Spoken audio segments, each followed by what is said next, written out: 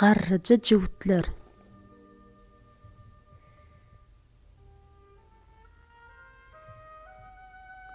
Bir garryja är ayal üstü naz-namatdan doly saçağın başyna toy eden gününiň 50 ýyllygyny belläpdir.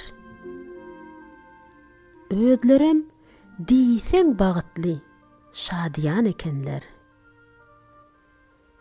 Şol wagt aýaly kesilip, hatarlanyp goýulan çörekleriň birini alyp, aşagyny aýrypdyr da, yumşajyk tarapyna mesge çalyp oturşuny içinden barıp 50 ýyldan bäri ýaşulyym çöregiň yumşak tarapyny gowy gören soň, oňa her ertirlikde şey dip berip, özümem arkasyny, gaty tarapyny iýýän. Ýöne şu gün bolýyn, yumşak tarapyny özüm iýip, arkasyny oňa bersem, öýkeläp durasy ýokla. 50 ýyldan soň diýip, çöregiň gaty tarapyna mesge çalyp, adamsyna uzadypdyr.